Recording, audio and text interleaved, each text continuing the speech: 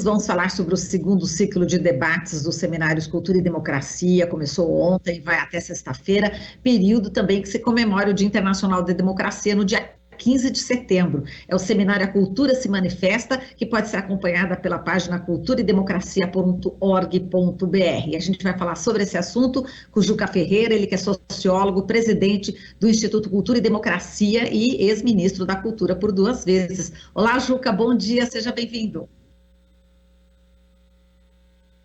E eu acho que o Juca não está no ar, hein? Infelizmente, ele estava comigo nesse momento, mas eu acho que a ligação dele, a conexão dele deve ter caído, infelizmente. E acho que eu tenho que passar para você, Glauco, até que a nossa querida Nama Nunes faça contato novamente com o Juca Ferreira. Vamos ver se ele está aqui, acho que ele está, acho que ele voltou agora. Oi, Juca, agora sim, bom dia. Bom dia. Agora sim, Juca. Bom, eu vi, né? Você participou, inclusive, da abertura, né, desse seminário, Economia da Cultura e Retomada Democrática, né? A gente está vivendo, como você disse, né, tempos sombrios, momentos difíceis, e é preciso fortalecer a inteligência, a reflexão, o debate, justamente para a construção de alternativas. Eu gostaria que você falasse sobre a importância, né, da gente ter aí uma economia da cultura forte no país, e esse é o momento para a gente aprofundar a discussão, como você disse, né, Juca? Bom dia, Marilu. Eu participei, eu que propus esse seminário e sou um dos curadores do seminário. Nós montamos uma programação, esse já é o segundo ciclo, para ir tratando de temas importantes para a cultura, para a democracia, e que é importante que as pessoas conheçam, as pessoas que pensam esses temas, conheçam as formulações, as preocupações. Ontem eu fiquei encarregado de abrir o seminário, além de eu coordenar a mesa, abrir o seminário como uma intervenção sobre cultura e economia. O Brasil está descobrindo a economia da cultura, ela já existe há muito tempo, em torno de 6% do PIB brasileiro é produzido pela cultura, emprega mais de 6 milhões de pessoas, está em crise porque o governo Bolsonaro é inimigo da cultura e pela pandemia também, mas é uma área importante, mas economicamente nós tratamos do assunto no Ministério. O cinema brasileiro, quando o Lula assumiu, a gente fazia menos de 10 filmes por ano. E estamos fazendo perto de 150, ganhando prêmio nos grandes festivais. Então, é uma construção de economia da cultura. A economia da cultura não pode ser desligada da função principal da arte e da cultura, que é produzir significado, fazer com que a gente compreenda as coisas, levantar questões que normalmente o cidadão comum não levanta. Então, a arte e a cultura têm uma função importante e tem essa dimensão econômica. Minha preocupação, a minha fala refletiu isso, é que tem muita gente falando de economia da cultura, mas falando de uma forma economicista, sem compreender de que a economia da cultura precisa dialogar com a função principal da cultura, senão ela vampiriza todo o processo cultural, esvazia de significado e banaliza a arte e a cultura. Essa preocupação redunda na necessidade de regulação, que o Estado financie e fomente as atividades econômicas da cultura, mas com a compreensão dessa necessidade de combinar o valor de uso com o valor de troca. O valor de uso é a finalidade principal da arte e da cultura, que não pode ser banalizada. E valor de troca é a dimensão da arte e da cultura, dos bens culturais, como parte da economia. Exato, e tem a função social, não é isso? Da cultura, da arte, e o Estado, justamente como você falou, deve proporcionar um ambiente propício justamente para que essas manifestações sejam colocadas, né, em prática. E garantir o acesso pleno, né? Infelizmente, no Brasil, existe quase que um apartheid cultural. As comunidades fazem cultura, procuram se informar, mas o IBGE nos deu, na época que eu era ministro, uma série de números muito preocupantes. Pouco mais de 5% dos brasileiros, 5%, entrou alguma vez na vida no museu. Só 13% vai ao cinema. A quantidade de livros lidos per capita ano é 1,7 livro per capita por ano. É menor do que os países pobres da América Central. Então, é preciso desenvolver culturalmente. O país ganha quando a cultura está ao acesso de todos. E a gente pode não só realizar a condição humana de todos, como pode prepará-los para o século XXI, para entender o mundo complexo que a gente vive. Então, a cultura está se deslocando para ser uma política estratégica, mas ainda não é. É preciso de recursos, é preciso de um ministério com capacidade de desenvolver essas políticas. Exato, e Juca, justamente essa questão, né? O campo cultural, ele é um campo vasto, tem suas particularidades, realmente existe investimento aí no mundo inteiro, e você apontou para uma preocupação bastante pertinente, que é justamente a gente não ficar de costas para a América Latina, né? Quer dizer, o Brasil ser também um país onde pudesse integrar exatamente a América Latina, como você falou também, países de língua portuguesa na África, a Espanha e também o Portugal, essa visão, né, mais global. Eu queria que você falasse da importância disso, né, da gente fortalecer nessas raízes. Olha, sob todos os pontos de vista, o Brasil precisa aprofundar suas relações com os países irmãos da América Latina. Uruguai, Argentina, Colômbia, Peru, Chile, todos, e indo até o México. A língua, o espanhol e o português são línguas irmãs muito próximas. Se a gente absorve conteúdo cultural em inglês, imagine em espanhol. E é possível integrar Portugal e Espanha e os países africanos e a gente criar um grande mercado cultural, facilitar a circulação de obras e produtos culturais, que hoje é muito difícil. Uma das queixas que eu mais recebia como ministro eram os artistas dizendo que levaram suas obras para expor em algum lugar, na volta a alfândega retinha a obra. Não conhecia os funcionários da alfândega, não conhecia a legislação que facilita a circulação de bens e serviços culturais. Então, é preciso construir um ambiente de coprodução, um ambiente de... E a gente vira o terceiro maior mercado do mundo. Então, isso não é pouca coisa.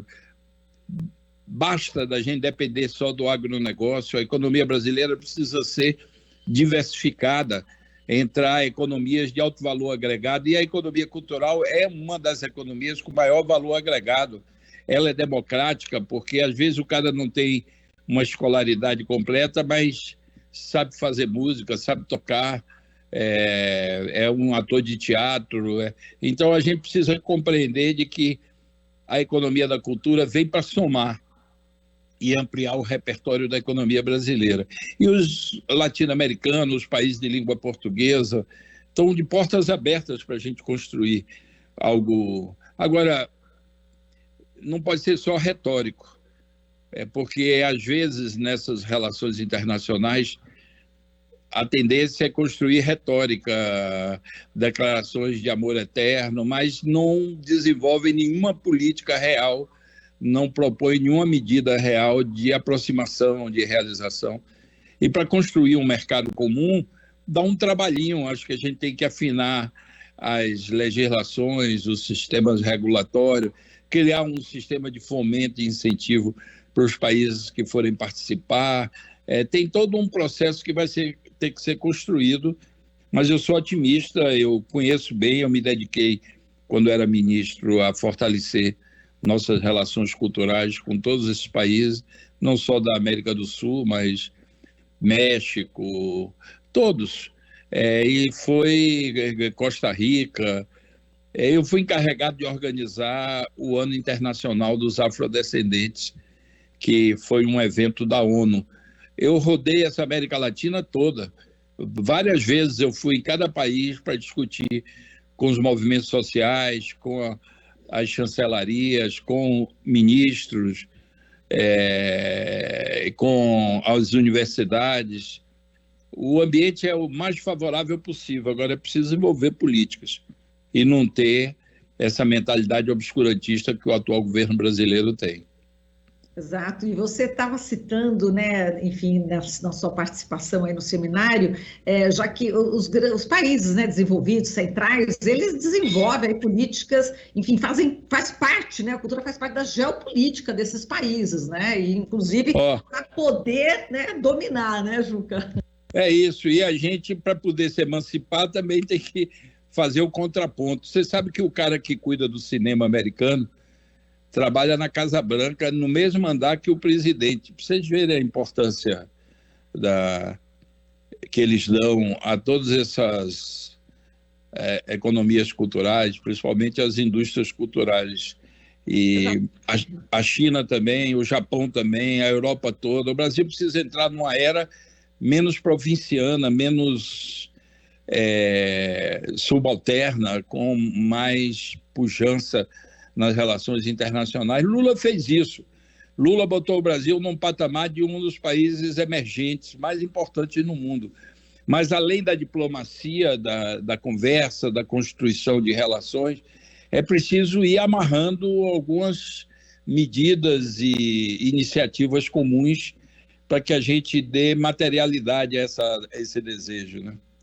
Exato, e economia menos predadora, como você falou, não podemos concentrar-nos apenas no agronegócio e parte dele está devastando, né, os nossos biomas, não é, Juca? E você acha que a cultura ela pode alcançar um nível assim, enfim, chegar um pouco perto dessa questão, dessa participação que o agronegócio tem no PIB? É claro que pode.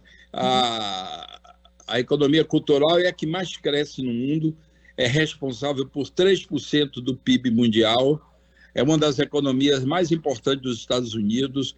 A China agora está investindo tudo na área de cinema de animação, games e indústria cultural em geral. O Japão já vem há uns 30 anos investindo, França, Itália. A gente não vai descobrir a roda, não. Nós vamos entrar num processo de modernizar o Brasil, de capacitar o Brasil a se desenvolver sem essa monocultura agrícola. Exato. E, Juca, você falou de cultura como um direito humano. É igual comida, casa, é isso? Claro, porque a gente não é aquele molúsculo que vive ali na pedra, brigando com as ondas do mar, né, e com os peixes e os polvos que chegam para comer. Nós somos o único animal, o único mamífero que tem a necessidade e a capacidade de simbolização. Alguns macacos conseguem, de uma forma muito embrionária, lidar com símbolo, mas a gente é altamente desenvolvido, é o que nos diferencia como seres humanos. Não há desenvolvimento completo sem desenvolvimento cultural, sem desenvolver essa capacidade, através dos livros, dos estudos, através da arte. E nós precisamos entender que o índice de desenvolvimento humano no Brasil está caindo, inclusive, é pequeno e está caindo. O Brasil já teve no ranking mundial de índice de desenvolvimento humano uma posição bem mais relevante, e hoje nós estamos caindo, não há um investimento sério no atual momento na educação, na qualificação da educação, na arte, na cultura. É claro, o povo faz cultura, muitas coisas são feitas nas periferias e muitas são muito bem feitas. Os grandes artistas que têm surgido nos últimos 15, 20 anos, quase todos vêm da periferia. Lá, quem conhece sabe que é uma efervescência cultural gigantesca, até para compensar a ausência de Estado, de acesso. As lideranças culturais locais são muito ativas. Mas não é suficiente, é preciso levar o que a população não produz. É preciso ter biblioteca, é preciso ter centro cultural, teatro, é preciso que as pessoas tenham acesso a exposições, é preciso ter acesso a reflexões, a livros, a estudos. Ou seja, o Brasil abrindo essa porta na direção da sua base social, vai ser uma revolução no Brasil. Isso é política pública. Nós começamos no Ministério com Gilberto Gil e depois eu dei continuidade, mas de Temer para cá houve uma interrupção. Essa extrema-direita e essa direita brasileira não gosta que o povo tenha acesso à educação de qualidade, não gosta que tenha acesso à arte e à cultura. Acho que é parte do projeto de dominação, né? Eles preferem mandar a polícia, mata 10, diz que eram traficantes, para manter essas populações sob controle. É preciso mudar esse parâmetro. Não há democracia possível convivendo com essa inflexão violenta e desumana do Estado brasileiro. E a ação do Estado é feita em nome de todos. E é preciso combater isso e substituir isso por uma relação positiva de disponibilizar acesso à cultura, à educação de qualidade. A gente tem que construir uma base de igualdade no Brasil que possibilite que todo o povo brasileiro possa se desenvolver, e a cultura é central para isso. Eu queria repercutir contigo, eu queria que você falasse do seminário, né? Quem mais vai participar?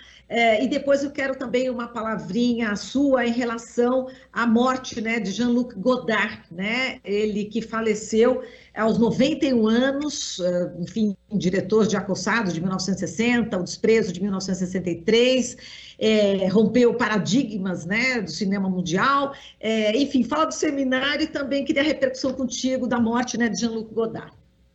Esse seminário é uma proposição do Instituto Cultura e Democracia. Nós estamos fazendo o seminário junto com a Fundação Alemã Friedrich Ebert e com a Fundação Perseu Abramo. Somos 3 proponentes: Instituto Cultura e Democracia, Fundação Perseu Abramo e a FES. Esse já é o 2º ciclo. O primeiro ciclo foi um sucesso total. Até hoje recorrem professores, acessam os conteúdos do seminário para disponibilizar para seus alunos. E ontem foi o primeiro dia, até sexta nós vamos ter atividades do seminário, todo dia 19 horas. Recomendo, porque são temas fundamentais que estão sendo pensadas, discutidas, e que muitas vezes as pessoas não têm acesso aos pesquisadores. Ontem as 2 pessoas que me seguiram deram uma bela contribuição. Carlos Paiva falou de como amadureceu o Brasil para a gestão cultural, como os municípios e estados estão conseguindo produzir políticas públicas locais importantes. E quanto à morte de Godard, Godard é um cineasta fundamental. Ele é responsável por um grande desenvolvimento da linguagem cinematográfica. Era de difícil compreensão. Eu me lembro, eu tinha 16 anos, começava a me interessar por cultura e arte, e eu ia assistir todo sábado de manhã às sessões do Clube de Cinema da Bahia. Tinha um cara genial, Walter da Silveira, foi um professor que abriu as portas do cinema para Caetano Veloso, para muitos dos grandes artistas baianos. Você encontrava lá assistindo os filmes. Eu tinha 16 anos, às vezes o filme era impróprio para 18 anos, mas eu contava com a benevolência do porteiro. Ele olhava para mim e fazia assim com o dedo, como se dissesse: eu estou sabendo que você não tem 18 anos. E eu adorava os filmes de Godard, porque toda vez que exibia um filme, tinha depois um debate. Traziam Cacá Diegues, traziam Arnaldo Jabor, Glauber Rocha. O Walter da Silveira era um homem muito prestigiado na área de cinema, era uma autoridade, um estudioso, e ele conseguia trazer, e o debate às vezes era melhor do que o filme. Melhor no sentido de que eu não entendi o filme, mas o debate abria as portas. E Godard era enigmático para todos. Godard era um desbravador de linguagem, e os filmes deles eram muito densos. Eu me lembro de uma cena que eu nunca esquecerei, acho que é da Chinesa, um dos seus filmes mais assistidos. A mãe está lavando o prato e uma filha de uns 10 anos do lado, e a filha pergunta: minha mãe, o que é linguagem? Ela olha, não para de lavar o prato, não, olha para a filha e diz: linguagem é a casa que a gente mora. Eu fiquei pirado com essa cena do filme, porque é uma cena conceitual.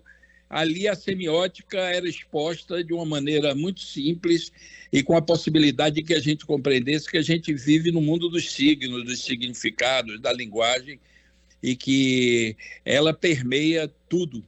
Inclusive, nossa relação com o nosso pensamento só é possível graças à linguagem.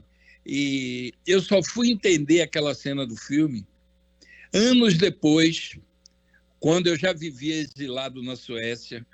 Eu fui ler sobre semiótica, que era uma área que eu tinha lido pouco. Eu me dediquei mais à sociologia, à teoria econômica, à filosofia, e a semiótica ficava batendo na minha porta, querendo fazer parte dos meus conhecimentos. E eu li muito Ferdinand Saussure, os americanos, a escola francesa. E quando eu li Ferdinand Saussure, eu parei e pensei, eu devia ter entrado na linha da semiótica. É fascinante. Tão fascinante quanto Marx, que desbravou uma série de aspectos da vida social, a semiótica também abre um campo de compreensão. E aí aquela cena de Godard, para você ver, eu tinha 16 nessa época, eu tinha 28.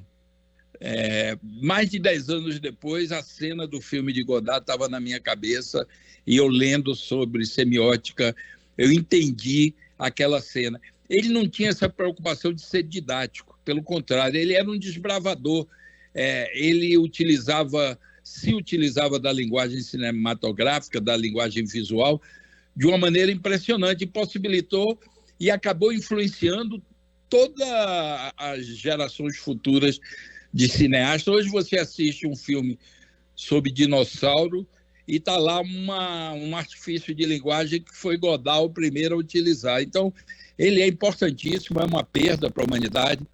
E desde o ano passado ele vem dizendo que estava cansado, que queria se aposentar, mas ele ia morrer em pé mesmo, produzindo, refletindo, e é um grande cineasta, uma grande referência que nós temos que recorrer sistematicamente, porque graças a diretores como ele, o cinema adquiriu um estatuto de arte complexa e plenamente desenvolvida à altura das outras linguagens. Muito obrigada, Juca. A gente agora encerra a nossa entrevista convidando, todos que estão acompanhando aqui a participarem, enfim, acompanharem esses seminários Cultura e Democracia. Nós temos aí a Cultura se Manifesta, esse seminário que está na página culturaedemocracia.org.br. Acompanhe. Está realmente muito interessante. Juca, muitíssimo obrigada. Um forte abraço para você, meu querido. E muito prazer em falar contigo e até uma próxima. Obrigado. Sempre que me chamar, eu venho, que eu gosto dessa programação de vocês. Abraço, Marilu. Abraço aí para a turma toda e boa sorte aí no trabalho de vocês. Você está ouvindo Jornal Brasil Atual. As notícias que os outros não dão.